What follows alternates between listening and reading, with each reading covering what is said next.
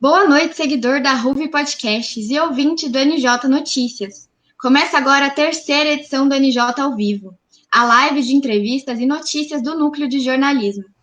E mais uma vez, começamos a nossa live mensal, que aprofunda a mais nova edição do podcast NJ Notícias, lançado na semana passada. Então lembre-se, quando o podcast for ao ar, tem NJ ao vivo na próxima segunda-feira para complementar um dos nossos temas. O NJ Notícias é o rádio jornal da Ruve Podcasts e tem como objetivo destrinchar um tema desde seu conceito até os seus fatos mais recentes. Nosso jornalismo é feito de forma leve e direta, mas com seriedade, responsabilidade social e fontes qualificadas. Na semana passada foi lançado o episódio 27 do NJ Notícias, em homenagem ao mês das mulheres.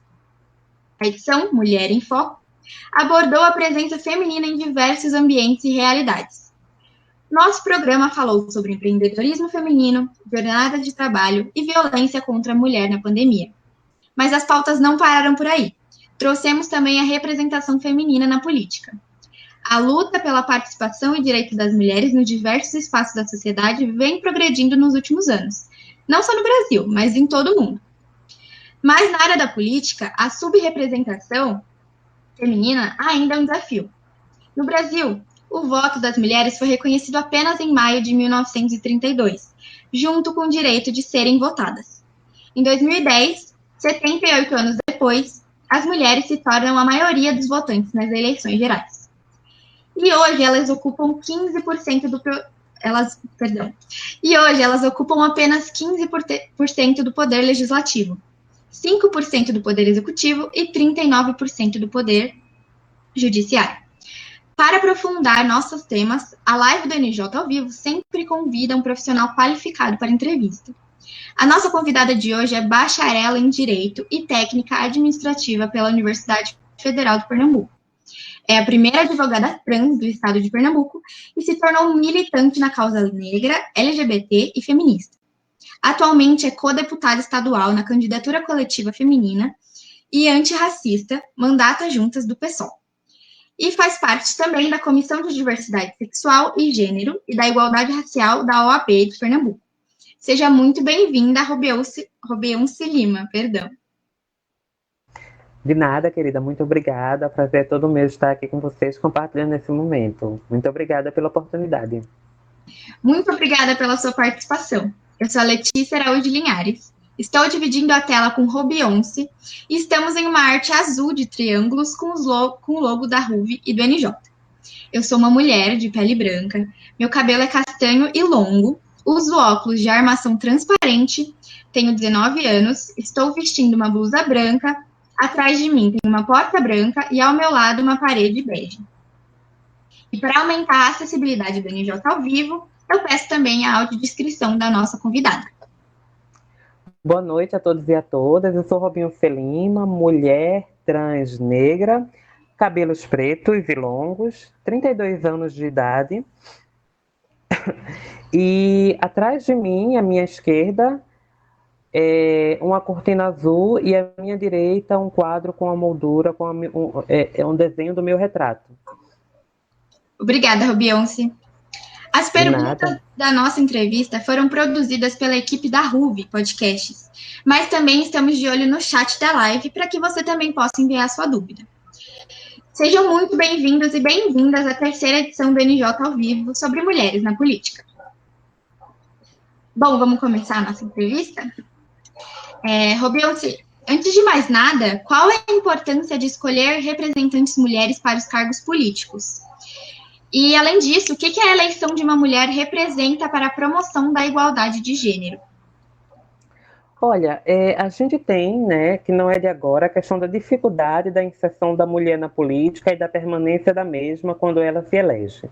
Né? Infelizmente, a gente vive num contexto de política machista, misógina e patriarcal, que tenta constantemente fechar as portas, né, quando alguma mulher cis ou trans, né, tenta se arvorar de alguma forma na política. Né? A gente vive hoje uma política institucional em que a maioria das cadeiras parlamentares são ocupadas por homens, né? Quando a gente fala de Congresso Nacional, em que 85% das cadeiras nas câmaras de deputados são ocupadas por homens, mas também, se você for ver a nível municipal, a gente tem, por exemplo, muitas câmaras municipais, quase a metade de câmaras municipais em todo o Brasil não tem sequer uma mulher enquanto vereadora para defender a pauta feminista dentro das câmaras municipais dos respectivos municípios.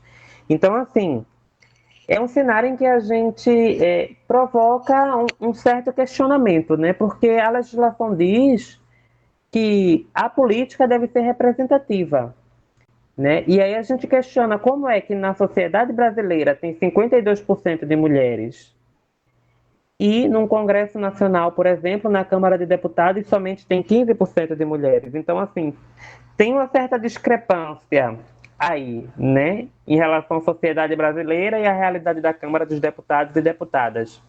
Mais de deputados do que de deputadas, né, para falar a verdade. E se você for levar em consideração que somente em 2016 foi considerado ou foi construído o primeiro banheiro feminino no Senado Federal, aí fica mais evidente, né, em termos concretos, a exclusão da mulher na política nesses fatores. Se houve alguma senadora em 2016 ou antes, essa senadora não tinha lugar para fazer xixi ou para fazer cocô, porque só existia banheiro masculino. Sabe? Então, assim, esse é o formato de política que a gente tem, né? E como a gente pode estar trabalhando e estruturando para isso, para fazer uma modificação radical nessa estrutura, né? Questionando toda essa situação de exclusão e de marginalização da mulher dentro da política, além das questões de segurança também, mas ao mesmo tempo buscar, né, por meio das vias necessárias, oferecer essa oportunidade para que essa mulher chegue nesse espaço de poder e de tomada de decisão, para que efetivamente, né, a gente tenha um sistema representativo que realmente nos represente. Né, porque eu mesmo não me sinto representada num Congresso Nacional ou numa Câmara de Deputados que tem 85% das cadeiras ocupadas por homens e somente 15% por mulheres, sabe? Então, assim, uma ousadia, na verdade, a proposição, né, de uma reforma para que a gente ocupe cada vez mais locais de fala e de tomada de decisão nesses espaços institucionais e estratégicos, né? Eu recebi essa informação do banheiro que foi construído em 2016 há pouco tempo e eu fiquei chocada porque faz 5 anos, né? Sim, Então, 5 anos. é um absurdo que 5 anos atrás uma senadora não tinha um lugar para fazer essas necessidades no Senado. Isso é muito absurdo. Exato. Passando agora para a próxima pergunta. Você acredita que o atraso brasileiro em reconhecer o direito ao voto feminino apenas na década de 1930 influencia na subrepresentação das mulheres na política? Sim, sim, porque a gente praticamente chegou agora, né? A gente praticamente chegou agora. Se você imaginar 100 anos, 150 anos atrás, as mulheres não poderiam frequentar ensino superior, né? E há 100 anos atrás, as mulheres também não podiam votar, sabe? Então, assim, o acesso à vida pública, à vida política e à vida em sociedade, né, para as mulheres em muitos países, a gente avançou em alguns pontos, mas ainda precisa avançar em muitos outros. E em muitos países isso nem sequer existe ainda, sabe? A mulher ter vida pública, a mulher ter vida política. E o fato de a gente ter, né, pouca mulher na política ainda hoje, né, o fato de a gente ter uma Câmara de Deputados somente com 15% de cadeira de mulheres e 3% com cadeiras de mulheres e mulheres negras, traz também um perfil, né, não só da questão do gênero, mas também da questão racial propriamente dita, como também um fator estruturante, para além do gênero, da desigualdade na política, sabe? Então a gente tem um Brasil em que 27%, quase 28% da população é do gênero feminino e negra, e quando você olha na Câmara dos Deputados, somente 3% tem essa representação, né, enquanto deputadas federais mulheres negras, sabe? Então, é meio que uma bola de neve, sabe? E essa questão histórica com certeza influencia. A gente tem aqui na Assembleia Legislativa, por exemplo, né, 49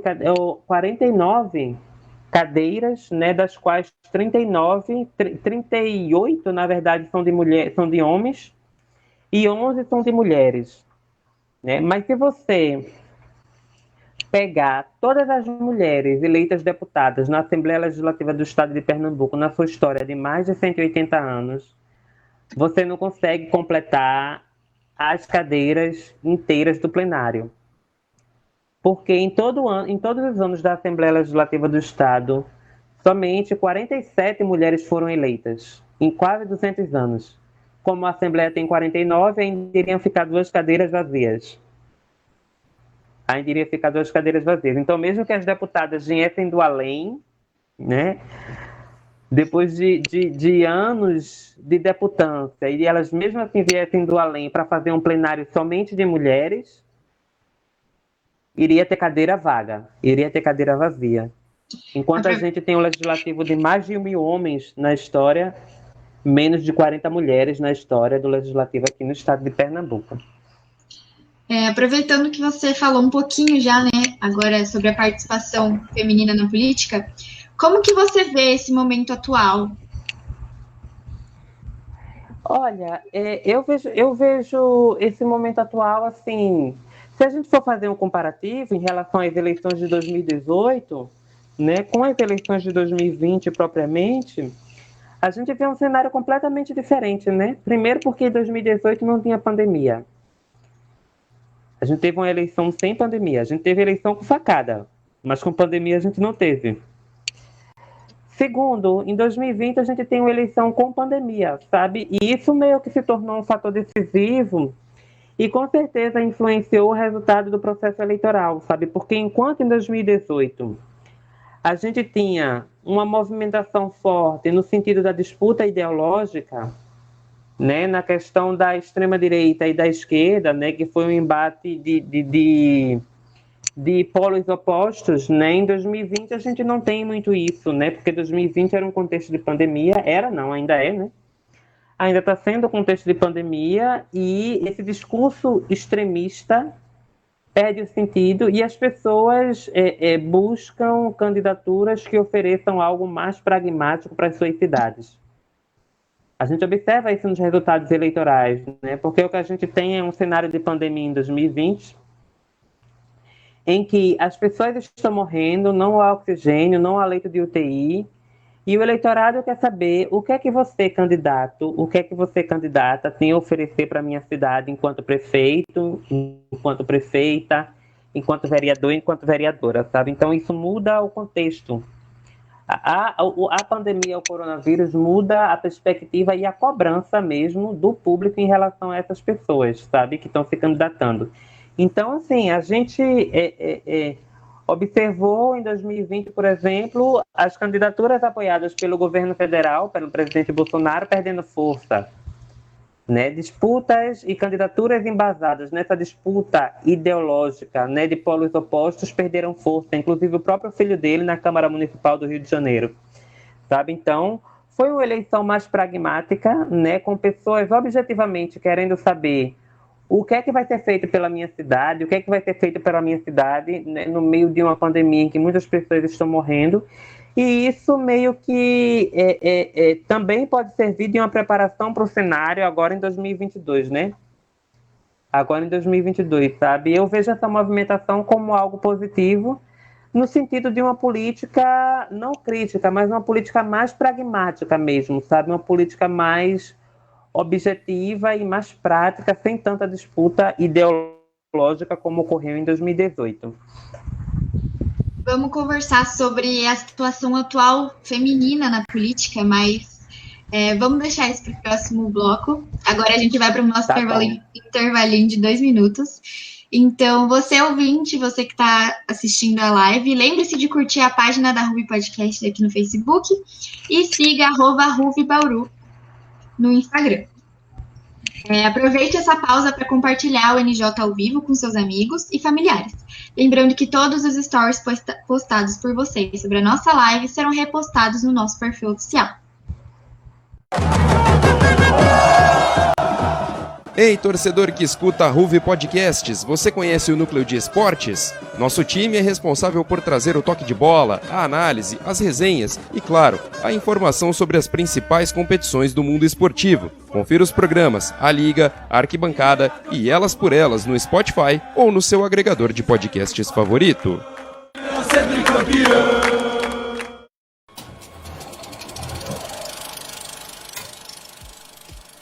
Respeitável público da Ruve Podcasts, você conhece o núcleo de entretenimento?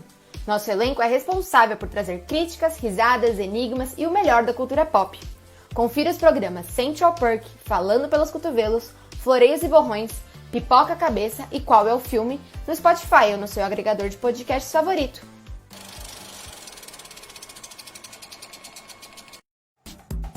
O Brasil é referência nesse quesito devido à Lei Maria da Penha de 2006. Enquanto que nos contratos por atividade, as rotinas são desreguladas e o trabalhador perde dinheiro. Zumbi foi morto em 1695, nesta mesma data, por bandeirantes. O primeiro país a garantir o direito ao voto para as mulheres foi a Nova Zelândia em 1800. Tem salários 23% menores do que os dos homens na mesma posição. O Facebook já permite controlar em que medida essas informações são compartilhadas com o aplicativo. Metade da população mundial já está conectada à internet. É um direito presente na Constituição Federal de 88. O poder da disseminação que as mídias possuem e seu caráter de democratização da informação. Houve uma queda de 32% nas doações entre o primeiro óbito registrado. Emitiu o primeiro alerta da doença que afetaria o mundo em 2020. Fica a nossa homenagem às mulheres da Ruve, que representam mais de 70% dos nossos membros.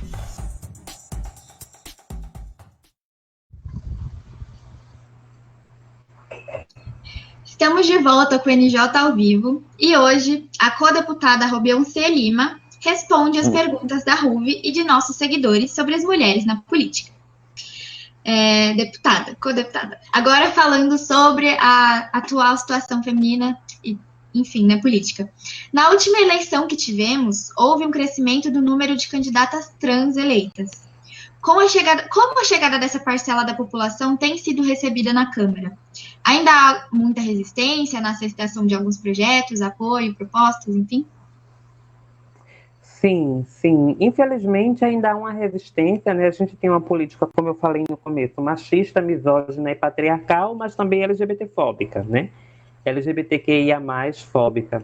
Então, assim, a gente já sabe, né, que o contexto de política é opressor e que tenta constantemente fechar as portas para a nossa cara, né, diante de nós. Mas, assim, a gente vive num momento de superação em que, em 2020, a gente observa um número recorde de candidaturas trans eleitas e, em algumas cidades, inclusive, a candidatura trans foi a candidatura mais votada no município, como, por exemplo, em Belo Horizonte, né, quando a gente teve a Duda Falabella, lá em BH, e também aqui mais pertinho de Recife, lá em Aracaju, com a Linda Brasil, que inclusive é até uma amiga bem próxima minha, que também se elegeu vereadora pelo PSOL, sendo a candidata mais votada no município de Aracaju, a capital de Sergipe, sabe? Então, assim, a gente tem esse cenário, mas ao mesmo tempo vem uma provocação na questão, no cuidado dessas mulheres em relação à segurança dentro da política institucional, né? A gente observou aí em São Paulo mulheres trans co-vereadoras, né, no projeto de mandato coletivo que sofreram atentados, inclusive, né, como a Caroline Yara e não está me vindo o nome dela, Samara ou Jussara, alguma coisa assim, se eu não me engano, mas também do mandato coletivo dentro da Câmara Municipal de São Paulo em relação a essa questão da violência, né, transfóbica dentro da política, né, mas é isso, a gente está aí na militância e na resistência, nós fomos eleitas, não vamos nos calar, né? E, claro, obviamente, a gente já imaginava que ia surgir esse incômodo diante dessas pessoas e diante da transfobia na política, mas a gente não vai nos calar, né? A gente conseguiu esse espaço, fomos eleitas, somos mulheres pretas, trans, travestis, negras, eleitas, e não vamos calar, não vão tomar nossa voz, né? Porque é isso, quando a gente chega nesse espaço, a gente está pleiteando uma espécie, um tipo de protagonismo que sempre deveria ter sido nosso e nunca foi. Somente está sendo agora. Então, assim, não vão tomar da gente, mais uma vez, esse lugar de fala, né? Não vão fazer nos calar. a morte de Marielle foi uma tentativa de silenciamento, mas que, na verdade, a morte de Marielle, muito pelo contrário, terminou ecoando em muitas vozes. Terminou ecoando em muitas vozes, sabe? Então, assim, tem mulheres trans eleitas em assembleias legislativas, tem mulheres trans eleitas em câmaras municipais, e quem estiver se incomodando com a presença dessas mulheres nesses locais, entreguem seus mandatos, porque, como diz o ditado, quem está se incomodando é que se mude, né? Então, quem estiver achando ruim a presença da gente nesses locais, sinto muito, meu amor, mas entregue seu mandato, porque a gente daqui não vai sair. E aproveitando que você falou sobre o grande número de votos, né, que essas deputadas e vereadoras tiveram, qual que é a importância, tanto para a comunidade LGBT como um todo, quanto para pessoas trans em específico, em ter uma pessoa do meio em um cargo de importância política? Ah, nossa, tem toda a questão toda a questão do referenciamento, né? Essa questão de uma espécie de reparação histórica, né? Por um lugar que deveria ter sido nosso desde sempre e nunca foi, né? Que somente agora que a gente está conseguindo ter acesso a esses espaços, né? Somente em 2018 a gente teve deputadas trans eleitas, depois de mais de 100 anos de política, mais de 200 anos, não sei quantos anos de política, somente em 2018 a gente tem a eleição de pessoas trans, né, que aumentou em 2020, inclusive. E, assim, é um cenário em que, ao mesmo tempo que demonstra esse avanço, traz também uma denúncia, né? Traz também uma denúncia, porque, assim, esses números são conquistas, mas também são denúncias, né? Porque a gente ainda é exceção na política, quando, na verdade, a gente deveria ser um fator comum na política como os homens o são. Então, assim, é tão comum ver homens na política, né? Deveria também ser tão comum ver mulheres, e principalmente mulheres trans na política. Então, assim, o fato de somente ter uma coparlamentar trans na Assembleia Legislativa durante toda essa história de Pernambuco, o fato de ter somente uma parlamentar trans aí em São Paulo, na Assembleia Legislativa do Estado de São Paulo, que é a Érica Malunguinho, daqui de Pernambuco e está aí em São Paulo, também uma denúncia. O fato de em Pernambuco só ter, em pleno 2021, só tem uma advogada travesti que agora vos fala, também uma denúncia, sabe? Então, assim, o que é que a gente faz com esses números, né? Como é que a gente amplia essa estatística e como é que a gente rema contra a maré no sentido de uma movimentação de tentar diminuir essas estatísticas que já estão pequenas? Quando tentam nos silenciar, sabe? Quando tentam nos ameaçar, quando fazem atentados contra os nossos corpos, sabe? Como é que a gente pode estar reivindicando esse espaço, né? Que foi legitimamente nos dado, mas como é que a gente também se protege diante desse contexto de violência política que a gente vive constantemente? A cada dado que você traz, eu fico mais assustada, né? Você tinha falado que somente em 2018 que teve uma candidata trans eleita. E aproveitando isso, quais são os passos que a gente pode seguir para mobilizar e apoiar a presença feminina e trans na política?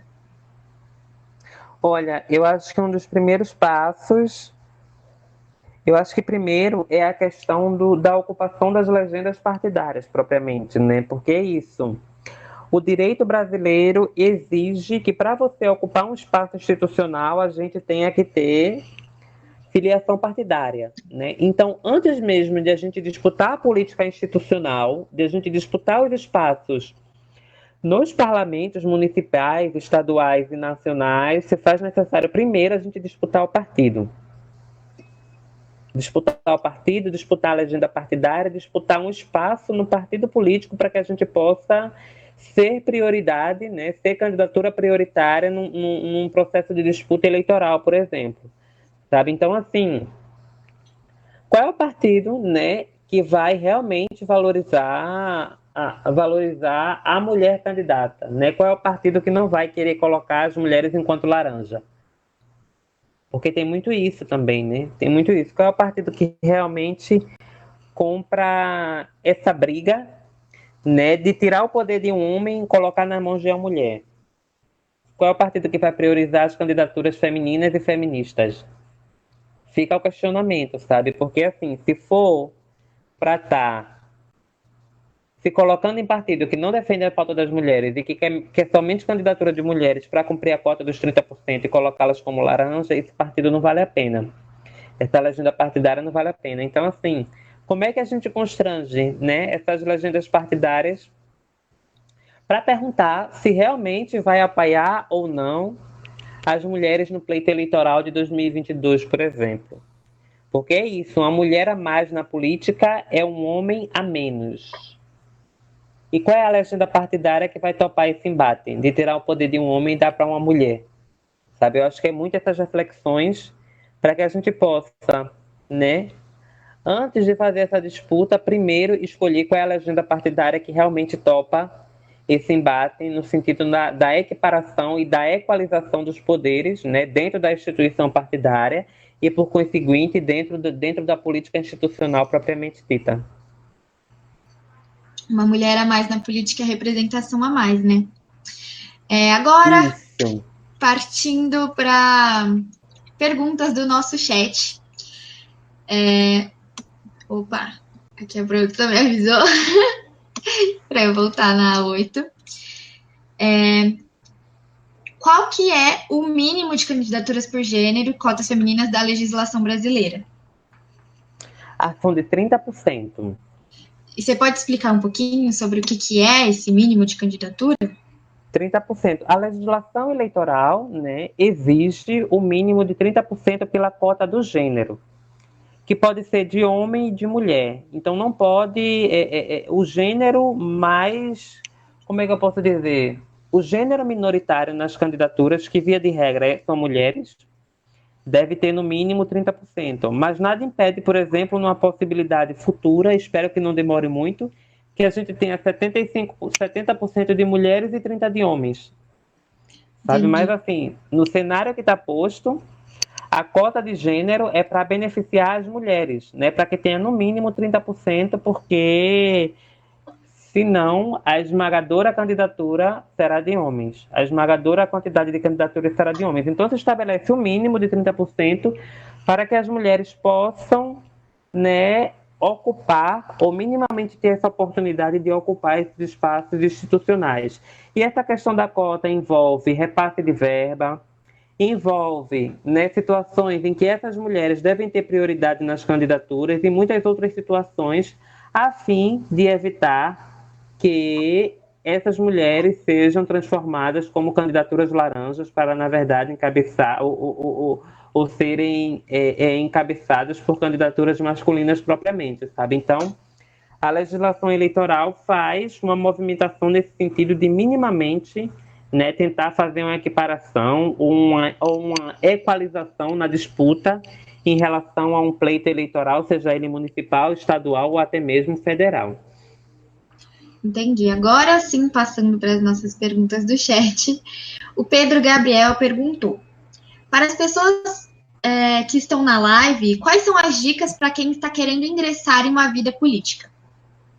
Quais são as dicas?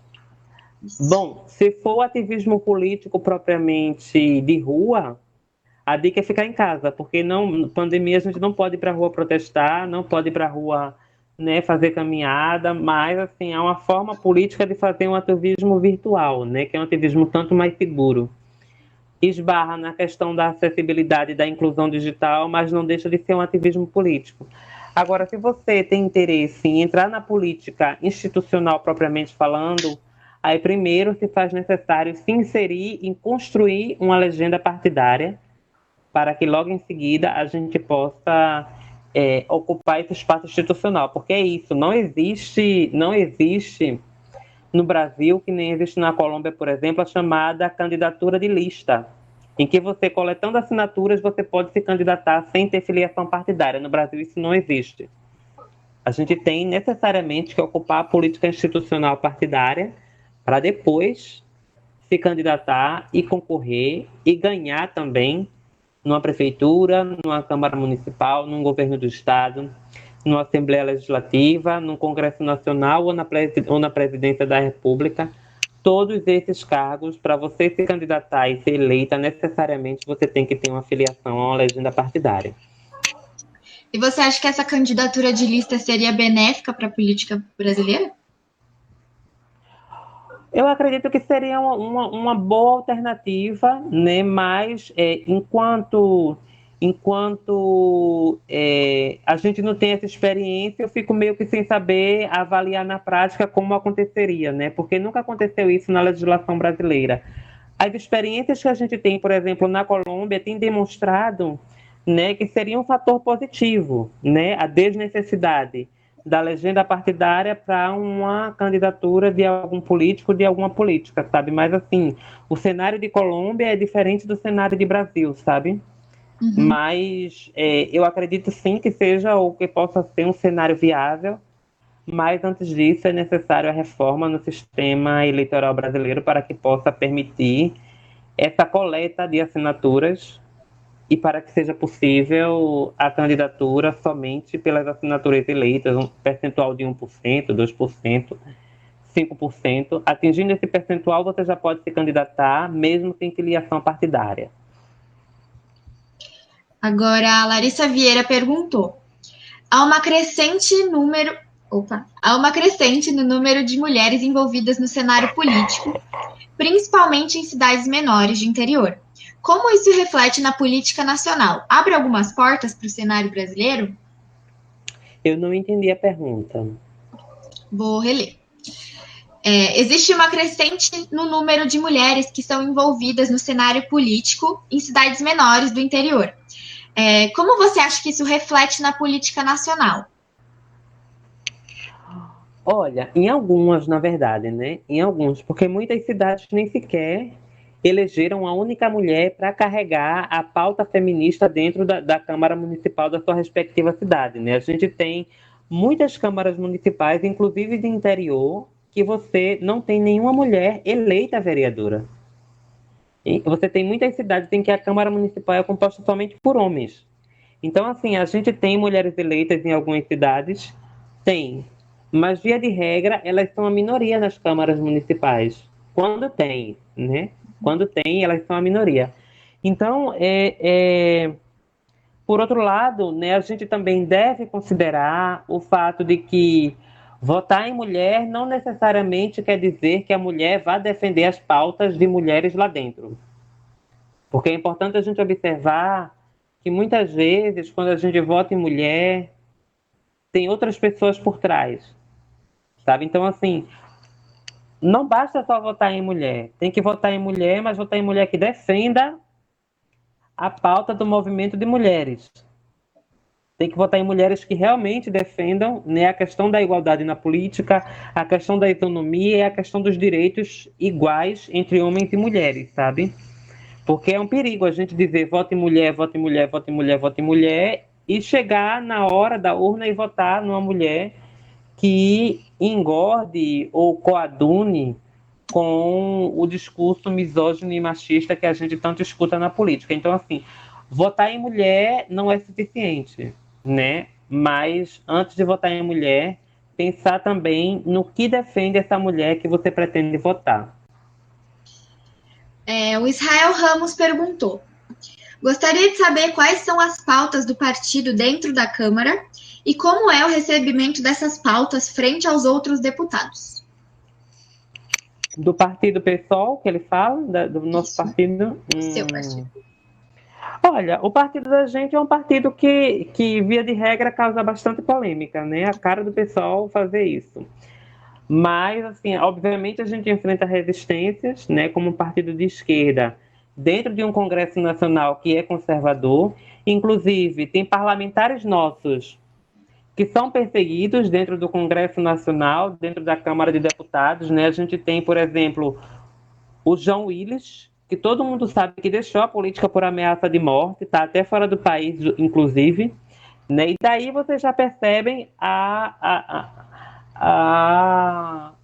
o grau de conflito que a gente tem dentro do Congresso Nacional, que via de regra, né, engaveta pautas progressistas que a gente sempre protocola, sabe? Então, assim, é isso que a gente tem, né? Um Congresso Nacional, uma Câmara de Deputados que é a bancada BBB, do boi, da Bíblia e da bala, e qualquer outra discussão que fuja disso, a tendência é ser engavetada, sabe? Então, questões sobre a legalização do aborto, sobre a questão da legalização da maconha, questões, enfim,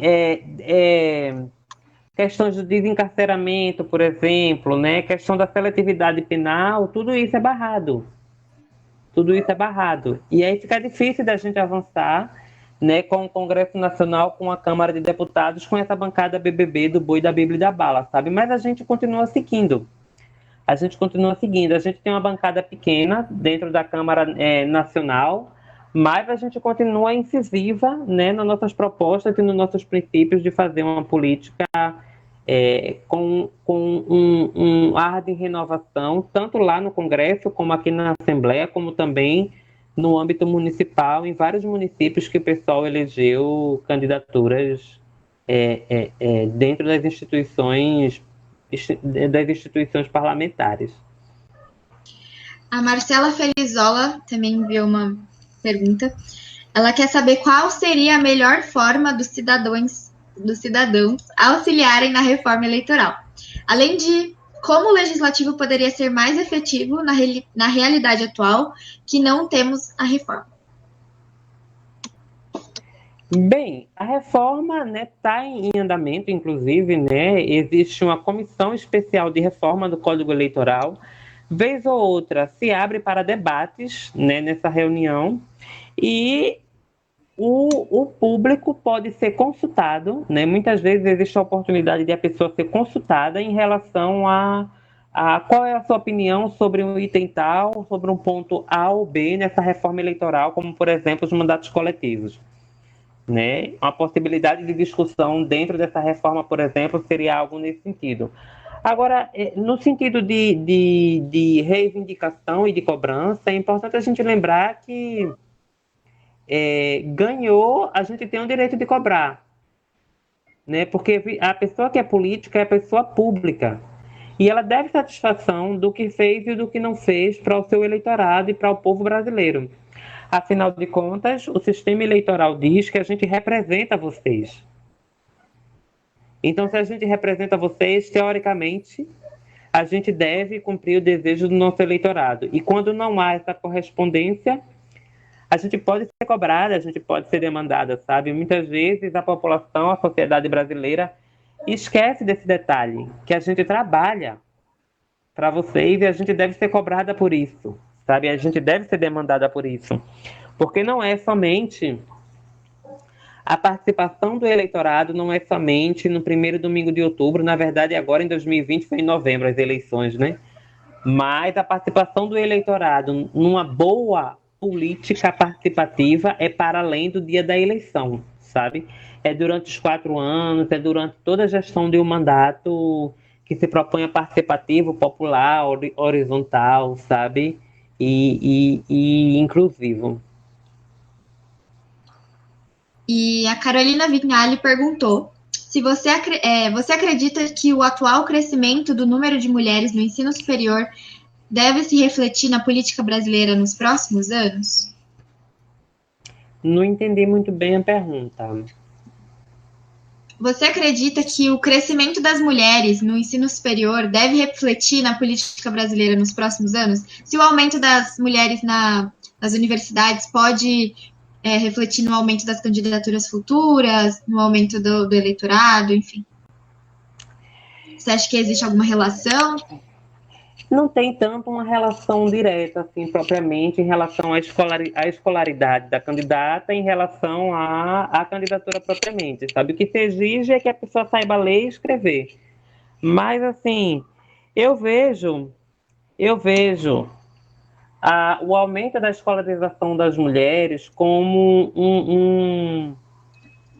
um potencial meio de fortalecer elas no discurso e no debate na hora da argumentação política. Na hora de um debate, por exemplo, de prefeitura, uma mulher que tem um certo grau de escolaridade, fica mais fácil dela contra-argumentar o debate no meio de uma rede nacional, por exemplo, ou no meio de um debate numa prefeitura municipal, sabe? Eu acho que a escolaridade facilita a pessoa a ter essa visão mais ampla e ter essa capacidade maior de argumentar né, quando ela estiver no embate, quando a gente fala principalmente em debates de questão majoritária, para uma prefeitura, para um governo do estado, até mesmo para a presidência da República, isso talvez seja um fator decisivo nessa questão. Agora também, por outro lado, se a mulher com mais escolaridade não for candidata, né, ela também vai ter mais facilidade de saber escolher quem é realmente as pessoas que vão, a candidata ou o candidato que vai defender a pauta dela, sabe? Não é que eu esteja dizendo que as pessoas de baixa escolaridade não saibam o conteúdo da política. Sabe, mas chega com mais dificuldade essas argumentações nessas pessoas. Elas sabem, mas muitas vezes não entendem o que a gente está falando aqui, por exemplo. Então, assim, facilita. Não que diretamente vá contribuir, em opinião pessoal, eu acredito que não diretamente, mas o grau de escolaridade das mulheres abre caminhos, né, e ajuda as mulheres a argumentar ou contra-argumentar quando forem vítimas do machismo, da misoginia e do patriarcado, em qualquer debate político que elas se submetam enquanto candidatas ou então enquanto eleitoras propriamente também. Certo. E agora, voltando um pouquinho para falar sobre as cotas, né? Você acredita que as cotas mínimas de candidatura realmente auxiliam no aumento da representação feminina e da igualdade de gênero na política? Mas aí é aquela coisa, né? Aquela coisa, a cota tem que realmente fazer valer a pena, né? Porque o partido, se for cumprir cota só por cumprir cota, isso significa dizer que é um laranjal.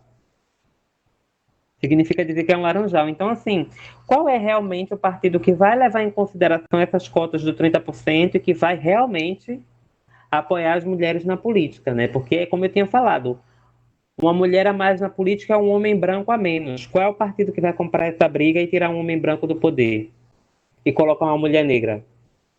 Qual é a legenda partidária que vai fazer isso, sabe? Eu não sei, mas eu posso contar nos dedos, por exemplo. Então, assim, como é que a gente pode estar, né, fazendo esse constrangimento na legenda partidária, no sentido de dizer, e aí, partido, qual é a tua posição sobre essa questão das mulheres na política e essa defasagem e essa crise de representatividade, essa falta de espaço que se coloca para as mulheres o tempo inteiro? Vai mesmo apoiar a gente ou vai somente estar usando como fantoche? Sabe? Eu acho que tem uma movimentação nesse sentido que é importante a gente constranger também as legendas partidárias nesse sentido e saber se realmente estão com a gente ou não, tanto antes da eleição como depois, né? Porque também não adianta contar vitória em cima dos corpos, em cima dos nossos corpos, né? Não adianta contar vitória em cima do corpo de Marielle. Não adianta contar vitória em cima das ameaças a Tarilé Petroni, a Jean Willis, a Áurea Carolina. Não adianta contar vitória eleitoral em cima das ameaças que nós sofremos. Qual é a responsabilidade e o compromisso com as legendas partidárias em relação aos nossos corpos, uma vez a gente eleitas? Né? Também tem isso, sabe? Uma coisa para se pensar, uma coisa para se constranger.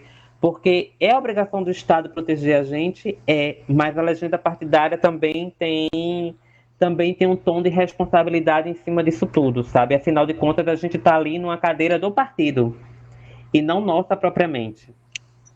Entendi. Agora, a Larissa Vieira mandou outra pergunta. Ela perguntou assim: você acha que os mandatos coletivos são uma boa opção para alcançar representatividade e igualdade de gênero na política? E ela Sim. ela agradeceu a resposta anterior e falou que está adorando a live. Que ótimo, que maravilha. Sim, os mandatos coletivos apresentam um novo formato, né? Um novo formato de trazer um pouco mais de representação a uma crise representativa que a gente vive, né? Porque quando a gente tem mandatos coletivos trazendo ampliação de vozes, múltiplas vozes, né? Múltiplos formatos no local de fala, né? A gente tem uma tentativa, né, de diminuir essa discrepância nessa crise de representatividade que, na verdade, a representatividade na prática não existe, sabe? Então, quando a gente faz esses mandatos coletivos eleitos e que a gente amplia as vozes com mais pessoas podendo interagir dentro da política, a gente consegue minimamente modificar um pouco esse cenário da ausência de representatividade, né? Porque é isso. Os mandatos coletivos são justamente a união de forças dessas pessoas para que a gente possa ter uma ampliação de vozes e minimamente as pessoas mais vulneráveis terem um pouco de voz na política. Aproveitando que a gente está falando sobre mandato coletivo, você pode explicar um pouquinho para quem está assistindo a gente e não sabe o que são os mandatos coletivos? Os mandatos coletivos, em regra, é a divisão de um mandato ou de um gabinete por mais de uma pessoa. Como a gente aqui, por exemplo, as juntas co-deputadas, somos 5 mulheres ocupando o mesmo gabinete dentro da Assembleia Legislativa de Pernambuco. A gente se elegeu em 2018, junto com a bancada ativista em São Paulo, no mesmo esquema, só que a bancada em São Paulo são 9 na mesma cadeira. Pelo menos esse era o projeto inicial. Teve uma ou outra pessoa que saiu do mandato por outros planos pessoais, mas o cerne do mandato coletivo é justamente isso, uma gestão compartilhada de um gabinete que o eleitorado acreditou nesse projeto político e elegeu essa coletividade para estar sendo a representação do povo nas suas múltiplas faces dentro desse espaço de poder e de tomada de decisão, que é a Assembleia Legislativa, que é a Câmara dos Deputados, que é a Câmara Municipal, que, por exemplo, a gente, em 2020, teve mais de 20 mandatos coletivos eleitos, né? Se você comparar com 2018, que só teve 2, de 2 para mais de 20 em menos de 2 anos, esses mandatos coletivos são a tendência. E em 2022 a gente acredita que vai aumentar cada vez mais. Tem uma dificuldade em relação à questão da regulamentação jurídica, mas não é novidade, né, que a lei está sempre atrás da sociedade. A sociedade sempre avança mais do que a legislação e a legislação acompanha a reboque. E o Pedro Gabriel mandou outra pergunta. Ele perguntou quais foram as suas inspirações para entrar na política e se você se imaginava estar onde você está hoje. Olha, eu não imaginava, na verdade, não passava pela minha cabeça esse ativismo político institucional, né? Mas, obviamente, eu já fazia um ativismo político de rua, né? Enquanto militante, enquanto defensora de direitos humanos, enquanto mulher trans, negra, de periferia, sabe? Então, naturalmente, dentro de mim já existia um ativismo político, já existia uma política dentro de mim, mas não institucional, né? Afinal de contas, a gente, mulher trans, preta, viver num país chamado Brasil, que é um país racista, e é o país que mais mata pessoas trans no mundo, só pelo fato de a gente viver nesse país, a gente já faz política. Só pelo fato de viver, de respirar e de sobreviver, a gente já faz política. Então, se a gente já faz política fora da institucionalidade, por que a gente não faz dentro também? Sabe? Então, a gente se colocou nessa disputa, né, para disputar uma das 49 cadeiras da Assembleia Legislativa de Pernambuco e conseguimos uma, com 39.175 votos, e estamos aqui até hoje e não vão tirar a gente. Quem estiver se incomodando, que se mude. É verdade. Então, Beyoncé, chegamos ao final. Muito obrigada em nome da equipe do NJ por participar de mais um NJ ao vivo. Obrigada.